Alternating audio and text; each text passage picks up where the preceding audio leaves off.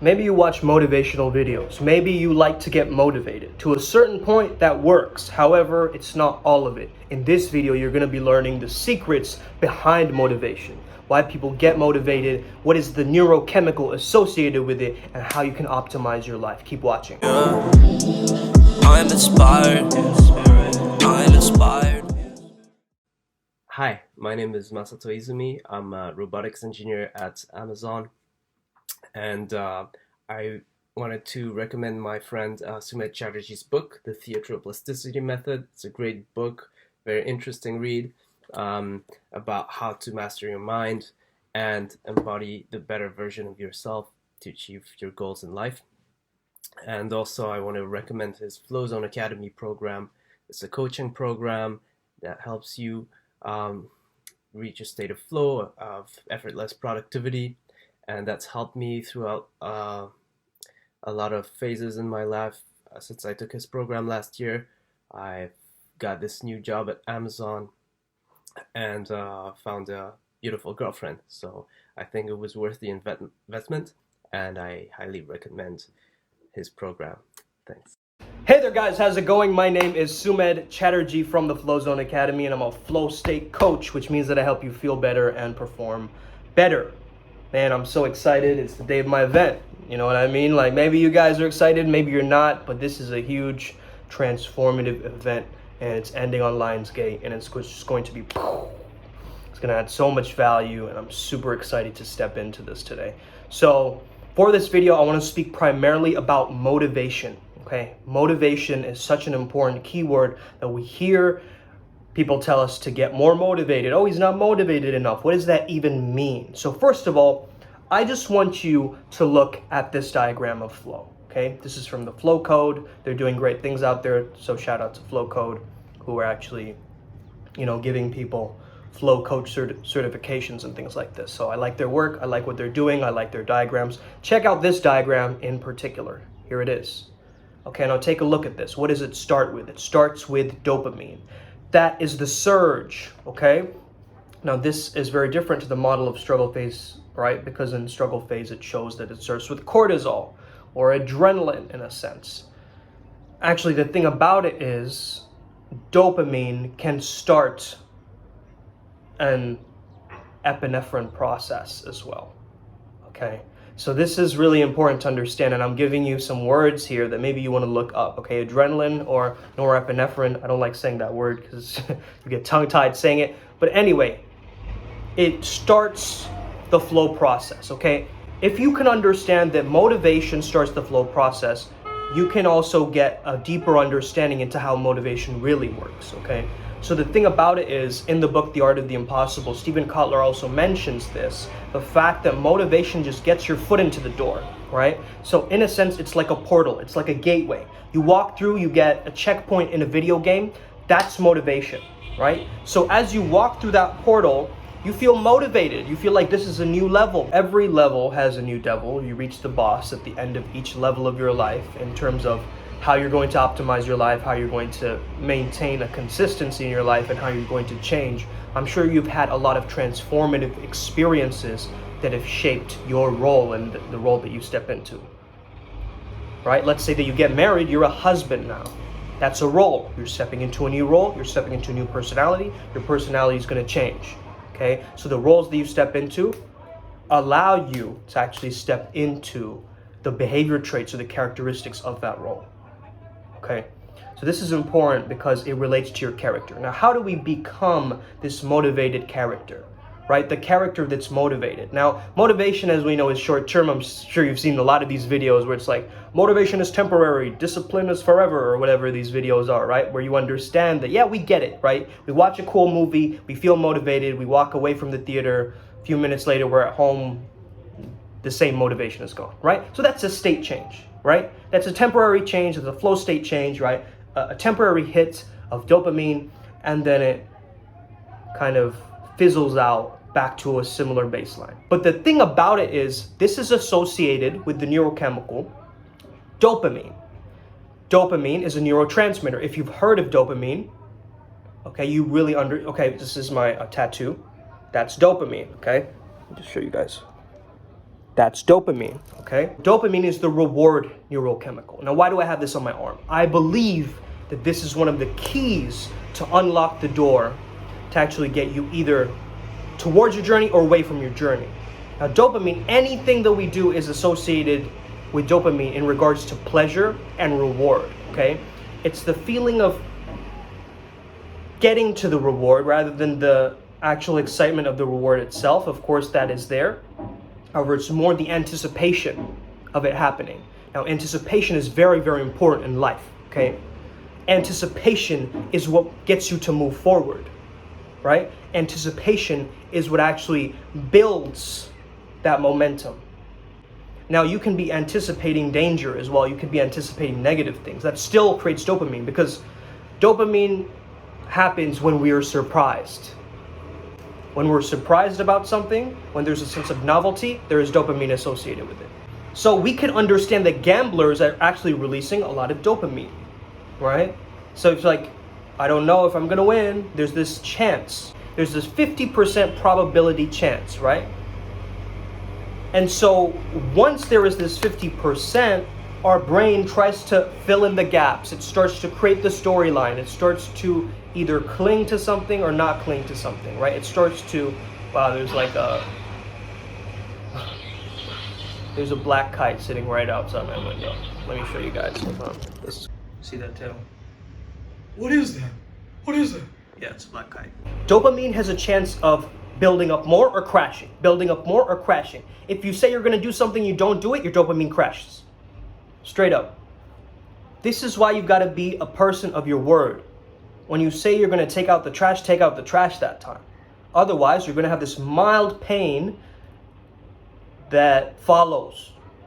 You say you're going to go to the gym that day. You go, nah, I'll do it later. Your dopamine actually crashes. Your motivation reserves, your willpower reserve just depletes. So let's say the example of a child wanting ice cream. If the parents tell them, maybe, Jeremy, maybe you'll get some ice cream later, and the kid doesn't get the ice cream, guess what?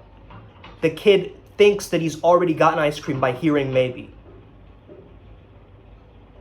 He just hears ice cream. He doesn't hear maybe ice cream, right? If I tell you don't do something, you don't register the word don't, you just focus on the image of it. Don't think of dogs, you think of dogs, right? So that's that whole pink elephant thing. But the same with maybe. The mind doesn't register that. Maybe we'll get ice cream. The kids are just thinking ice cream, ice cream, ice cream, ice cream, right?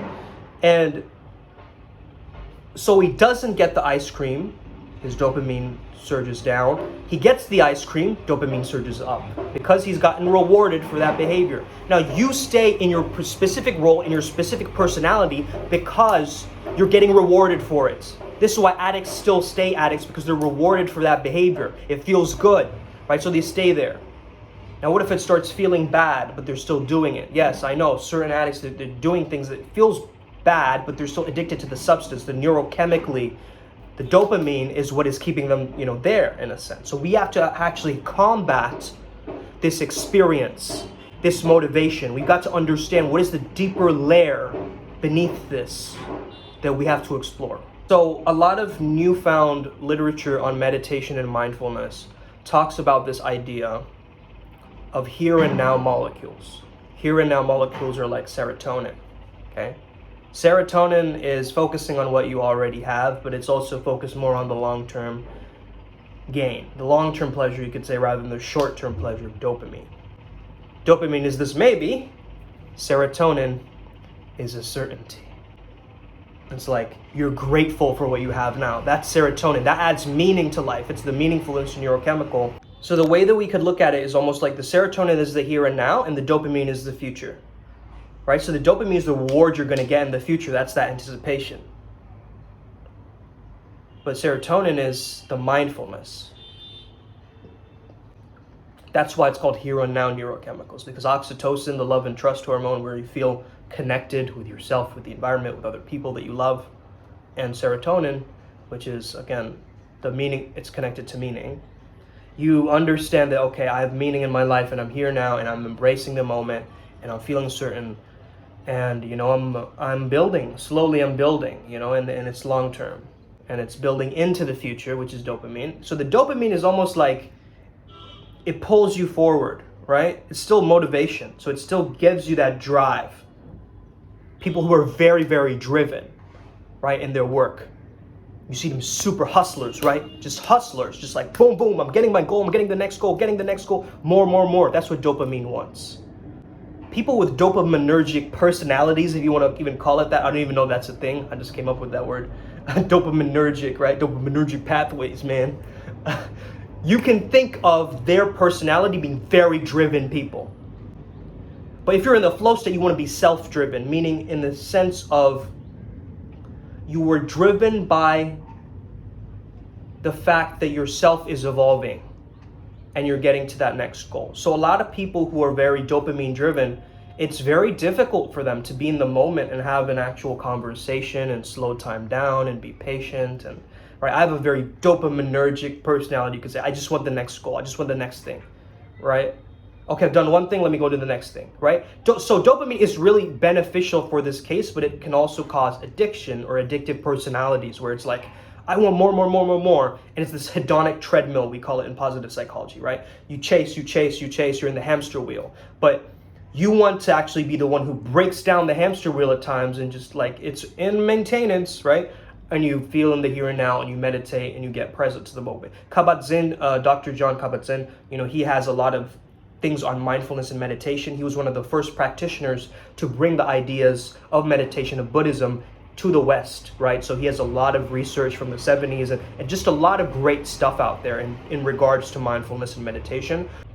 MBSR, right? Mindfulness-based stress reduction. So basically what the activity is eating something like, let's say an almond or a cashew, like a nut, right? You're eating a nut and you are slowing time down. So you're peeling the skin, you're really tasting it.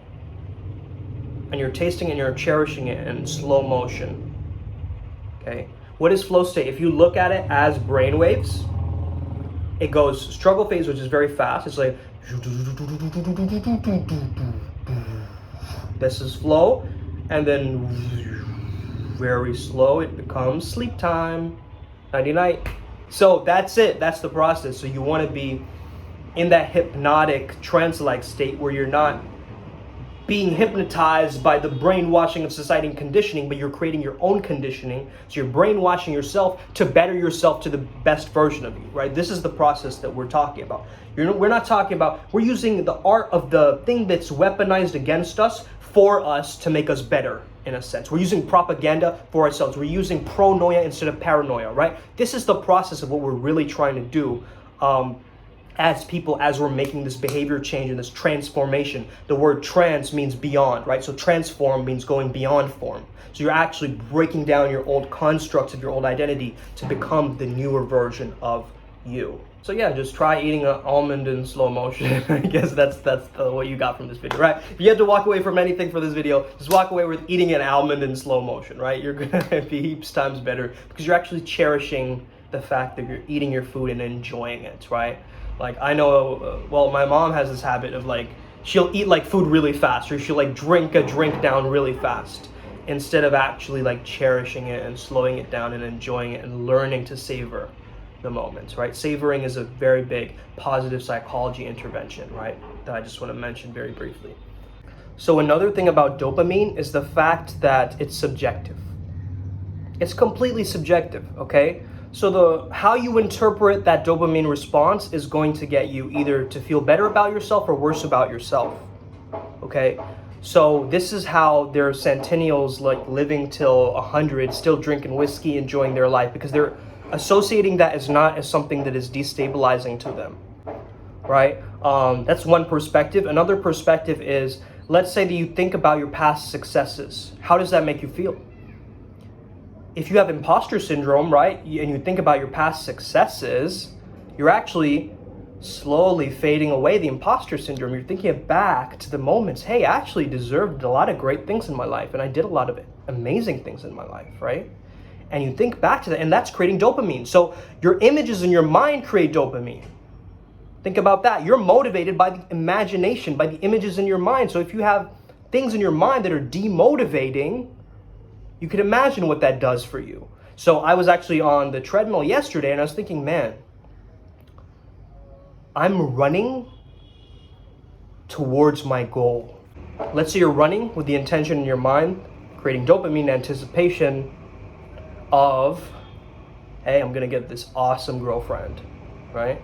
Or you run with the image in mind that you're working towards your health and your fitness to get more money, right? To be more wealthy, to have more abundance. So you're running with a specific purpose. You're getting more drive, more dopamine, and that dopamine is subjective to the point of you're very clear about your goals and you're moving towards it. So you're running with the image of the six-pack in the mind, not the fact that, oh man, this is so tiring, I can't believe I'm doing this, demotivating, right? But if you're running with the image in mind, like, man, I'm gonna get this amazing body, boom, boom, boom, boom, boom. Oh man, I already see it, it's already mine. I almost got it. And you're running like that, that's a different energy, different momentum, different results. So one of the preconditions for flow state is you have clear goals, right? So let's say that you want to do something very specific. It's going to get you the momentum and the energy to actually do it. Like, for instance, I was telling myself that I'm going to get more people signed up for this course, for this writing reality program, right? And 2 more people signed up on that day when I reached out to like 30. I got 2 signups from 30, right?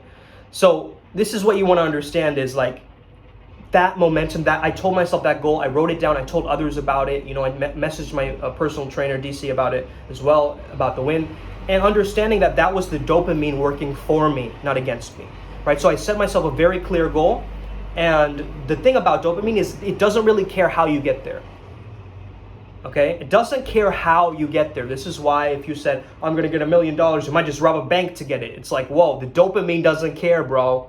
You know what I mean? That is your super ego that has to come in, and your serotonin that has to come in, and just the control, right? The conscientiousness and the discipline to be like, no, I won't do that. That's not in my ethics, right? So that's a different story, right? About ethics and like how dopamine can be used for the bad as well, right? Because it doesn't care. Dopamine doesn't care about your needs and how you're gonna get there. It just cares that you do get the goal, okay? So as long as dopamine gets the goal, it's going to be feeling happy. It's going to be feeling rewarded. You can think I'm talking about dopamine like it's a person, right?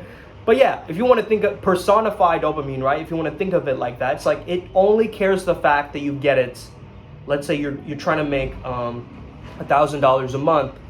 It cares for the fact that you get that money. It doesn't care for the fact that, you know, you borrow that money or something. You get what I'm saying? So the fact is, it doesn't care how. You want the goal to be realistic enough that you can actually achieve it, get that dopamine boost, where you feel, man, yeah, I'm excited, and then keep going, right? So let's take the example of, let's say, sex, right? You anticipate sex, it creates dopamine. So you're anticipating a girl coming over or something, or even if you're watching pornography, right? Same dopamine is being released, right?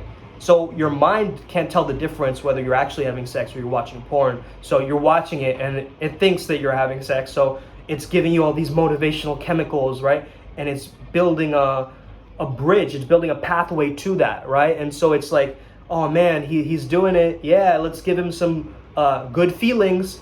Let's give him some good vibes, right?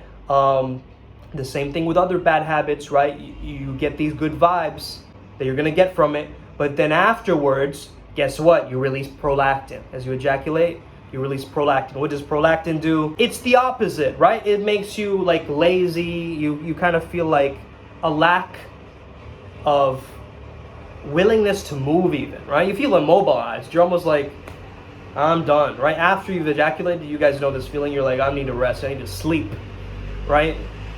I've gone through the portal, and now I need to rest. The thing about it is there's ways to interpret this and actually create much more of an understanding of how you can suppress this prolactin in your body through zinc and B6, right? This is in a lot of testosterone supplements. If you notice, B6 and zinc, again, talk to your doctor before taking random supplements, but this is what I'm just recommending. This is not like medical advice in a sense, but what I'm saying is, you know, after you ejaculate, I would definitely, you know, instead of feeling that low mood, right, you want to be taking a zinc supplementation, right? Just very easy adaptation, but then you're going to get that dopamine again.